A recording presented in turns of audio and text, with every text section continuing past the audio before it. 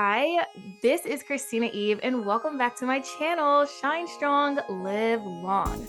I'm so excited about this segment. It's called Shine Sessions, where I spotlight and have conversations with people who have said yes to God, people who are allowing His light to shine strong through them, and as a result, the impact that they will leave will live long in the lives of others. And guys, you know I be having some good guests on my show. So I am so excited to have Danté James on my show today. And I'm going to just let him introduce himself. So welcome, Danté. Tell us about yourself. Hello, guys. My name is Danté James. I'm a Christian hip-hop artist, producer, engineer, kind of do a little bit of it all. I'm 27, coming from Waldorf, Maryland. And yeah. That's what's up, man. Y'all heard all of those accolades, you know what I'm saying? So as you can see, my setup is a lot different today. I'm in a studio with a studio mic that I do my radio show on just to kind of show off, sprinkle a little, pizzazz on today's show. But you guys, he mentioned that he's 27, and that sounds like it's very significant. Tell us why 27 is something that's like, I don't know. I guess you just turned 27, and disclaimer, I was at the release party. I think it was like a release party / birthday party for Danté. And do you go by Danté or Tay? I go by both. So at first it was like an exclusive title to like people who were just like close to me, but at this point I feel like everybody just like, well, he's Tay now, so I'm just go by it now. It's what it is. Wait. I'm gonna call him Tay because I'm gonna speak closeness into existence. Okay. But tell me about this new album that you have, 27. Okay, so version 27 is part of like this birthday series that I've had like the past, I don't know, 3 years. Around like no, my birthday's in January. So around like November, I started getting like this very introspective about my life. And I've always drawn myself to be like, okay, well, we're going to tap into this creativity of, what I'm feeling, which is most of the feelings is like, why am I at where I'm at this moment in my life? Like, what's going on? What can I reflect on? So 27 is one of those. 27 is a very scary number, guys. Like, you're like right dab in the middle of like, you're getting close to 30, but you're also like still young. And for me, when I was sitting here, I was like, okay, well, I've been doing this for 3 years, and like, so what now? So like, I was like going back on all my other projects around my birthday. I'm like, I feel like after I do this project, I'm pretty much like, this is why I said like, I'm done after the trilogy. I was like, I feel like I've said everything I need to say. And I don't know, I told Leah this. I was like, it was Leah and Thomas. I said, probably if I do come back to do another project, it needs to be when I'm in a very happy place. Like, these birthday projects are very like deep and kind of, I'm not like very mellowed out, but like it's like maybe the next time when I do come back, it'll be because I'm like super happy and I'm just like, yeah, like life is great, stuff like that. Ooh. Okay, well, coming from someone who turned 27 last year, year before last, oh my gosh, guys, I'm getting old. You are right. Like that was a weird year, but honestly, I've been having weird years since like year 25. You feel me? It's Like, funny because I started the birthday series at 25. see, it's that like mid 20s where you're like, man, I guess I should have something together, but I also am not sure what it is and what it's supposed to look like. Exactly. And it's like, when you go through life, I don't know, like when I was in high school, what I expected 25 to look like is not what 25 looked like at all. But also I realized that like there was too high of expectations that we had as kids. Like turning 25, you're thinking you would come out of college, have like 6-figure deals. Bro, that is not it at all. And I graduated like right when the pandemic hit. So like all jobs was taking a hit. And that was like a reality check for me. It was like, oh my gosh, now I'm working at Target. Like that's insane. Like on top of like, me working at churches, it was like there's Target.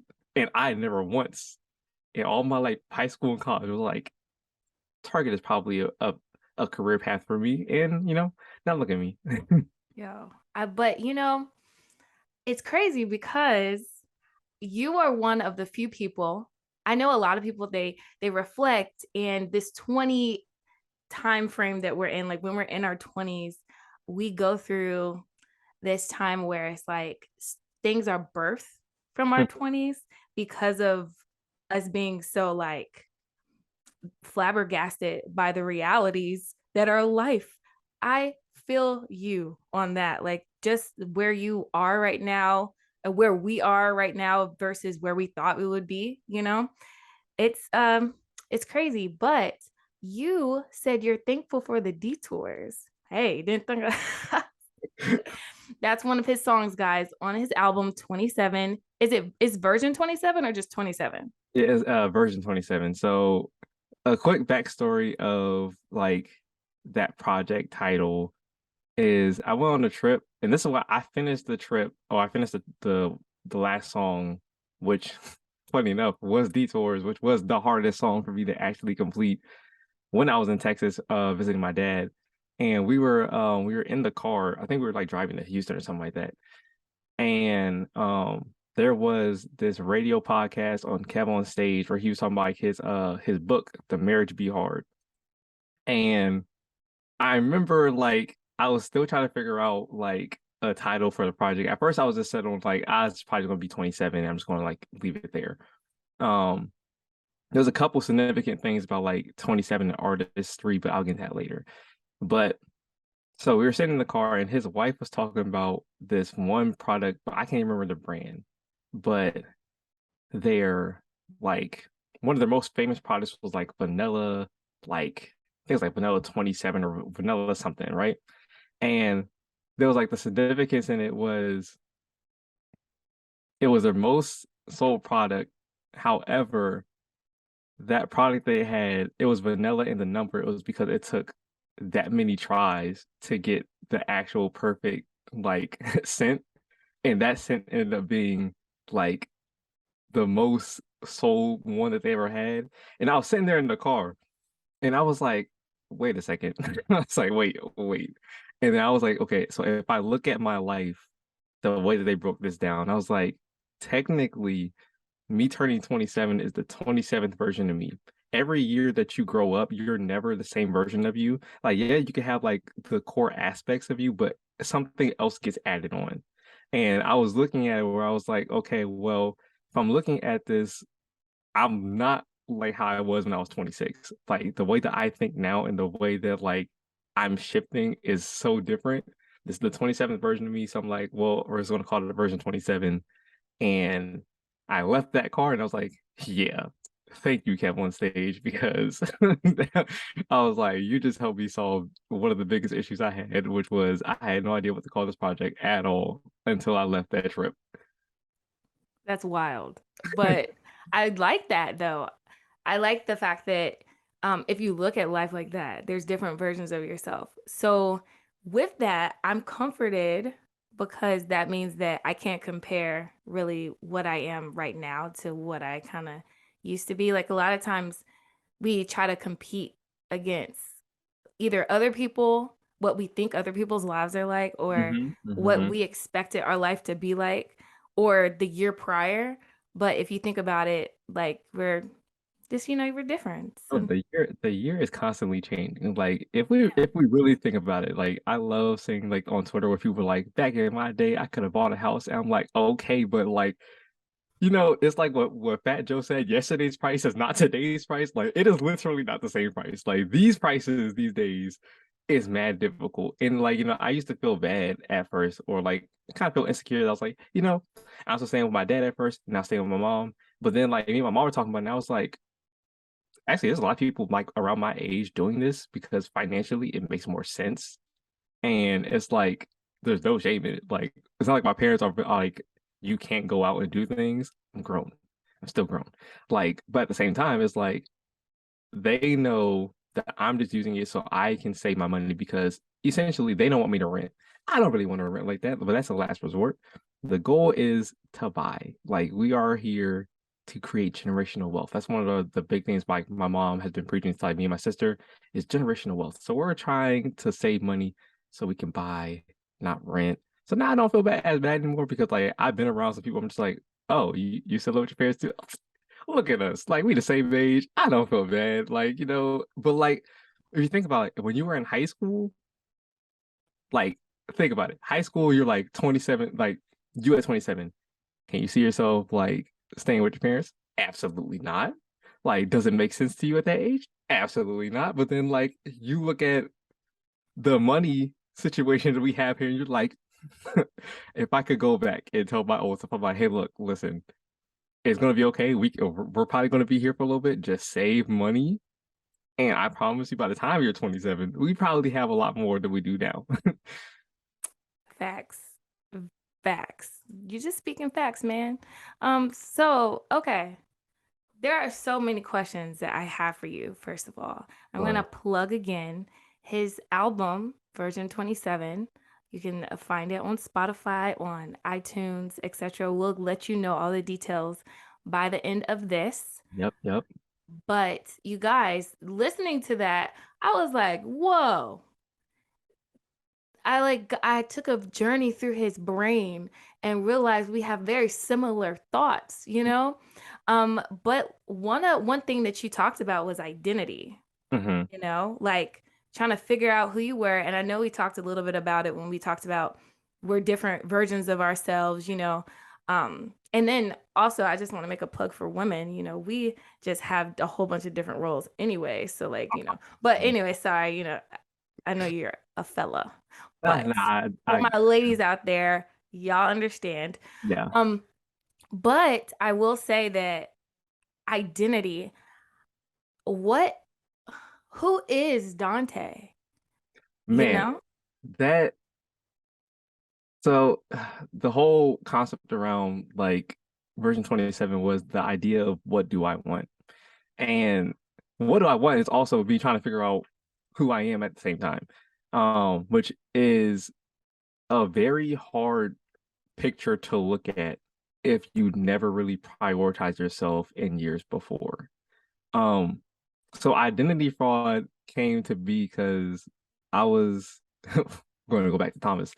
Me and Thomas were in the car, and that's like where you hear the little excerpt in that car in that song. Yeah, I heard his voice. Yeah, so that was an actual like yeah, I put the phone down. That was like an actual genuine conversation where I was just sitting there and I was like, oh, okay, but like if we really deep dive into it, like what is identity fraud? Like identity fraud, when people think about it, is like it's always got to be something illegal. And I was like, well, I think identity fraud is when, you're not being authentic to yourself. Like I feel like when you put up a front around people to get people to like you or, show them a version of you that you think is what people want to see, then like, you're falsely advertising yourself. Um, so when it comes to like who I am, like I'm an introvert. I love being by myself. I am a man of faith, but I'm also a man of broken faith. But I've clearly expressed that in all my music, and I've been doing that because I want people to see that there is no perfect Christian. Like I want people to listen to my music and be like, you know what? His walk is not it is not the cleanest. However, like regardless of all of his past mistakes or the wrongdoings he's doing, we can still see that he chose to make this effort to still be with God despite everything that was going on.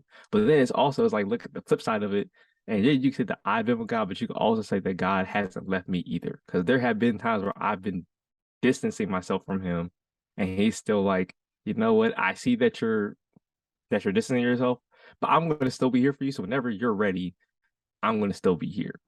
And those have been battles that I've been fighting, myself, so I'm a producer, I'm a lover, I'm a friend. I mean, I'm still in sad boy hours, but I'm still a lover boy at heart. But I still got like one more sad boy song I got to release. But, I love love. I love to believe that, despite what happened to my parents, that like love is still real. Like, I don't know what it looks like at the moment, but I want to believe that it's still like there and present and real. Um, but yeah, I'm still trying to figure out exactly what it is that I want and who I am. But it's one of those scary things because I know I could immediately get that answer if I ask the person, if I ask God about it. I know I can get the answer that I want. It's very scary when you're someone who is afraid of change and the question that you ask is going to change your whole life. And it's like, so like, it'll be different if I was like, it's going to change one aspect of my life, but it's very scary when you know that that one aspect that you're asking for is literally going to flip your whole world upside down, and you just have to go with it. And I'm not gonna lie, I am terrified of that. I am so terrified. I'm glad that you said that because so many people live their life terrified. So they're like, and I'm not gonna say just you. Mhm, Me too. Like a lot of people, and I know if you're listening or if you're watching, you can relate that you know that God knows who you are. You mhm, know, He designed you, and that's what Shine Strong, Live Long legit is about. Like, it's the fact that we're out here searching for answers, trying to figure out what it is that we want to do. And you're at least ahead of a lot of people because you know that God will give you the answer. And some people don't know God is going to give them that answer. Um, but I don't know. It's weird. Like you're in this because like when you're thinking like that, and I was there, you're in like that limbo state where you're like, man, I'm afraid that I'm afraid of like what I'm doing is not what I'm supposed to do, but I'm it's also like afraid to ask what I'm supposed to do. it's like it's like, what if what you're asking for and what? Because it's like, what if what you want and what you ask for, and then God's response is, "Yeah, I know that's what you want, but that's not what I have for you. So are you willing to give that up?" And that's like that's one of the hardest parts because it's like, as much as I love being an artist, and like, what if God was like, "Hey, you know what? I know you love being an artist. I know you love like, spreading your message. But what if I just want you to stop and just be a musician or producer?" Or what if he was like, what if I just want you to stop and like, just be a minister? And I would just be sitting there like, I'm like, of course it's what you want me to do, so I will do it. I'm probably not going to be happy at first. I'm not going to lie, because it's like in my head, I'm like, but my wants and my needs, my desires of my heart, and it's like we can't find a way to make it work where I could like we can do both. Like we can't He enter, will. He so we will. can Believe it. Let me tell you, bruh. Let me tell you. Like I used to, well, I'm not going to get about me, but I'm going to say that I strongly believe that when we have like these talents and these gifts and desires that we strongly desire, and if we're seeking God and strongly desire at the same time, the Bible says like He'll give you the desires of your heart, Mhm. but people forget the part before that where it says, uh, delight yourself in the Lord, and the Lord will give you the desires of your heart, right? Like that part. I don't know if I misquoted that, but I'll put that somewhere. But I say that because if you're seeking God and you have these desires are God desires for your heart. Yeah. Nothing that you said that you desire is anything that I feel like isn't like a God desire. You are out here rapping about truth, Yep. right? You Mhm. desire, it sounds like you desire to be married. Of course. Of So course. Uh, that's a godly desire, sir. And I mean, I think you desire to be happy. yes. I don't I I think I would love to hear the results of that conversation. Just saying. But I don't think that you have anything to be afraid of. But and when you do ask that, I need you back on the show so you can like let me know how that turns out, cuz that was going to be one of my questions, but I Right. love that you're right in the middle of this. When that happens, it will probably be another project. That's Me and Thomas were talking about that. We was like, yeah, when we finally get to the answer that we want slash need to make, I was like, that's probably going to be one of those. Yeah, we gotta write about this. I I don't know when, but it's going to happen.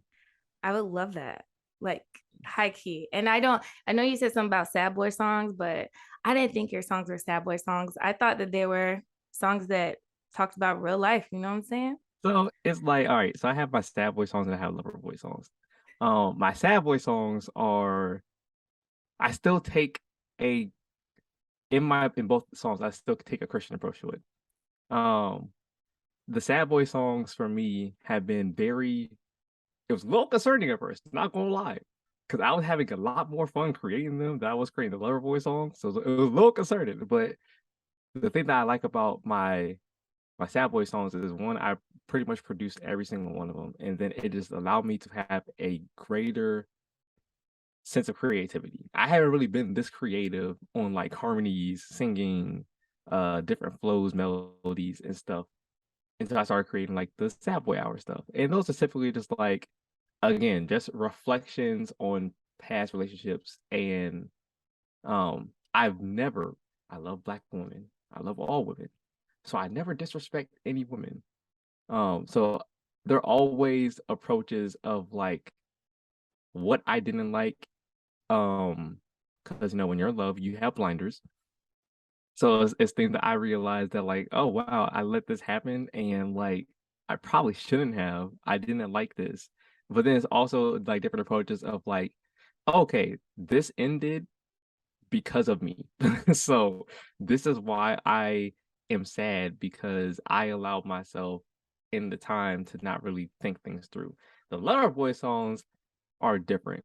Um, because I want to give people, I'm in the hip hop genre where a lot of women are disrespected in what they call love. And I've always heard these songs and I'm like, there is no way that this is love. So I've always made lover boy songs to it's like, hey, this is the message, but let's put a twist on it and let's put it in a godly way. And it's not overly explicit, but I do that on purpose because most people when they listen to love songs are not really listening for that. But like if you hear my messages, like sometimes I'll be like, oh yeah, wait until marriage. And like and and it's like we're talking about dates, but I never mentioned sex. And it's like, why don't you do that? And I'm like, because literally, I want people to know that you can love someone without all of that. And also, it's not the way that it's intended. Granted, I have said I might take the Toby route or the Toby and Andy Mineo route when I do get married. Like, then I can make, songs for the adults, but also like in a way that's still not too reckless for the Christian people, because like Yeah. I ain't trying to step on no toes like that. But I just feel like that's one area where, in churches, in Christian hip hop, I'm like, guys, you're married, we can talk about this stuff. Like there's there's still a circle of people that want to know what godly love is like in like the dating scene or the marriage scene. And that's something that I want to touch on because I've seen things, and the couples that I have been around that have been married, with God at the center, like it's really beautiful. And it's like I want to one, I want to have that myself, but two, I also want to like share that with other people. So like that's why I get my lover boy, my sad boy stuff. But I got one more sad boy song, and then we're going to lover boy season, and I'm not gonna lie, it's gonna be cute. It's gonna be bad cute. He said it's gonna be cute. It's gonna be bad cute. Well, look, I will say, like I said, godly desire, because I need to hear, because I'm married, and I need to hear some of that music that you're gonna make for these married Christian folk. Um, yeah, so I guess God's gonna have to expedite this. I know Yeah, what to pray for. yeah, yeah, yeah. Well, look, I have maybe a few more questions for you. Okay. My biggest one right now Hmm. is in one of your songs, you said that you at one point you refrained from saying you were a Christian rapper. And Yes. then now you're like, look, let's just look at this. I'm a Christian rapper. Tell me about that. Why is it? Because it's not just you, it's other like Well, there's other artists that are Christians that don't want to be labeled a Christian rapper. Why do you think that is? Yeah, okay. So the line you're talking about is the why did I run from the label of being a Christian rapper when in things like when in reality it didn't matter. Um, if you look at the context of CHH and we dive back into it, there's been Christian rap, there's been gospel rap, and then there's been like hip hop artists who are Christians. Um, when I first came in, no one's gonna know this because they can't find it. But the first project that I released was an album called Just Let Me Pray. Very, very, very CHH. But it was very, very CHH because when I first came out, I was still living with both my parents. And I was afraid to talk about certain things because I was under my parents. So I wasn't sure if I could talk about certain things.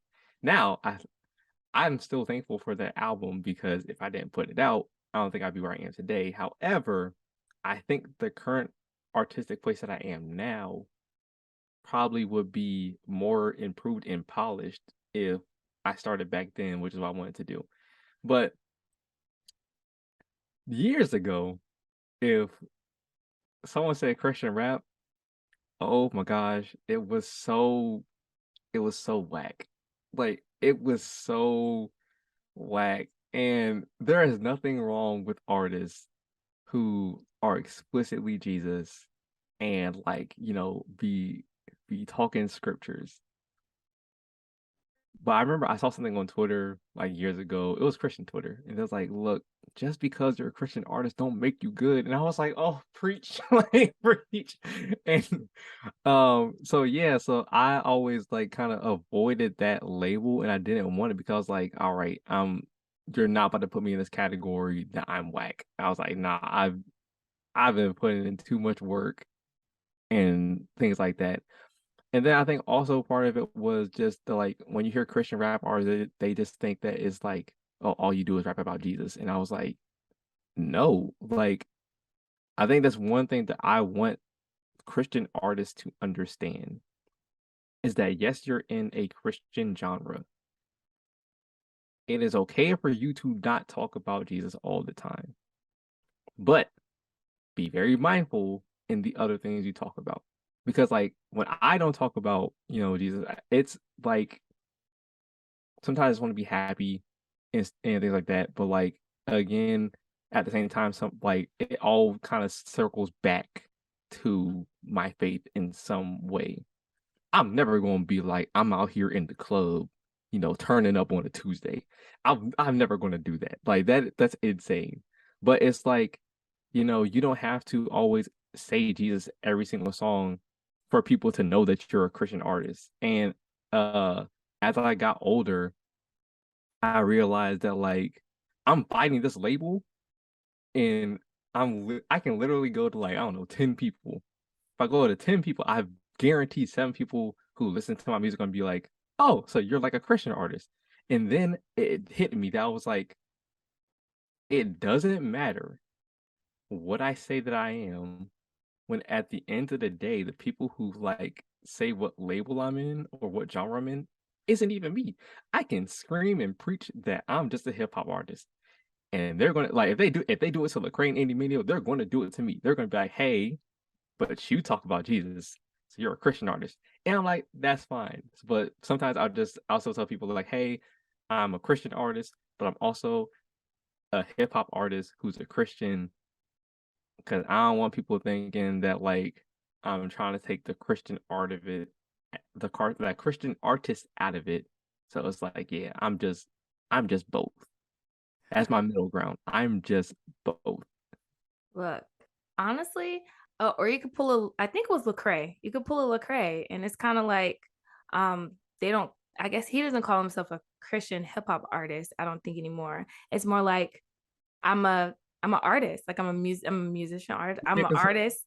I remember I he was rap, like, but I'm a Christian, so I'm gonna rap about what I care about. the way that he broke it down, he was like, there are teachers. He's like, but like, do you say you're a Christian teacher? Or like, he's like, do you say that you're like, a Christian garbage man? He was like, no. you're just a garbage man. You're just a you're just a teacher. And I was like, oh, that makes sense. So, you know, Yeah, that whatever does people make sense. they're just gonna call me it, and I'm fine with whatever. Look, as long as whatever you make, the music that you make, you're happy with, you know? Yeah. And so I enjoy it. I'm very much so a what do they call your fans? I don't know, I but I think think they need to come up with a name for me. I think we're finna call ourselves the collective. That's what I'm thinking is the best way for us to call it. Because it's sending out love only, so it's solo, but like it's always been like the solo collective. And I was like, you know what, we might as well just call ourselves the collective at this point. It's a collective of people, I like that. got some Christians, got some non-Christians, but we all come together in love. Ah, that's a great thing to that's a great thing to put out there to social media. Yeah. That's a Yeah, plug you right. should take a picture of this and post it on your social media and be like, coming soon. Actually, I think I might do that. Before I ask you my last question. Okay. Okay, one more time. Okay. So yes, that's gonna be posted. My question is, where can we so you told us about yourself. Also, you guys, I'm gonna just go ahead and say that Thomas is his best friend. Yeah. Okay. I know he mentioned Thomas a couple of times. Thomas was like, he is everywhere I see Danté except for right now. Yeah. For real. Yeah. Maybe I'll get Thomas on the show. I You should talk to should. him. Yeah, you But should. you talked about Thomas and you talked about Leah. Uh-huh. Yes, Leah, was she an artist that worked with you? How did that happen? Because I knew Leah, and then I met you through Leah. Yeah, so the funny thing with Leah is Leah had no intentions of being an artist. And on one of my projects, I was like, Leah, I know you can sing, so let's put you on here. She did a feature, and I was like, no, but like I really think you should do your own stuff. And ever since then, I've stolen her as my artist. And I be telling people I found a diamond in the rough because off first glance, you're never going to think Leah's like a singer. And then we just started working together through like I think it's like 2020 up until now, and now like she's amazing. She's killing it right now. So people Yes. people have tried to take her from me, and I'm like, absolutely not. Wow. Absolutely not. She's been on the radio show, you guys. Yeah. She might come up here one day. We'll talk about that. But I will say that I thought that I was the one who inspired Leah to be an artist until right now. So we're gonna have to have a conversation, Leah, if you're watching this. Mm. So, anyways, um, Danté, or no, Yeah. I'm sorry, Tay, how Yeah. can we learn more about you, follow you, see what's going on? How can we get in the know about your new projects? Cool. So you can follow me at I'm pretty sure it's all social media platforms at Ote Maestro, OHTAE MAESTRO. You can find all my music on, it's everywhere under Danté James, DanteJames. I think next month, we're releasing the last Sad Boy Hour song. Um, until we, hit Loverboy season for the summer. And then at the end of the year, I'm finally releasing my long-awaited album, Long Days, Longer Nights, which talks about more of the journey that I've been having for the past couple of years. Really super excited for that one. So yeah, stay tuned. If you really want to connect with me, honestly, Instagram is probably the best way to reach me. I be over there the most. Um, I don't be on there long though. I strongly believe in posting and going. So I don't I it's funny because like the people are like, but you're an artist, like you gotta do social media. I'm like, no, I don't. Like all I gotta do is post it and I just gotta go. Like y'all be on there for hours. I ain't trying to be on there for hours. I'm just trying to Yes, I will say social media has taken hours away from my life. Oh, But I'm trying to get it back, I'm trying to stay away from my phone. But Tay, thank you yeah. so much for being a guest on the show and just sharing just about yourself and about your journey. And there are some things that I have taken away from this conversation that I feel like have made me a better person. And I can't wait for Like your that. next album, bruh. And I'll be listening for that Sad Boy song that's coming out soon. Yeah, once we mentioned Thomas. Once my brother here sends me the waveform, we can have me and him can have an actual conversation to like find out release date. But at this point, it's giving April, early Okay. April. Yeah. Okay. That's what's up. I have to have this up before April, guys. Oh, yeah, for sure. But look, you take care and I will talk to you later. We'll be in touch. For sure. It was great talking to you.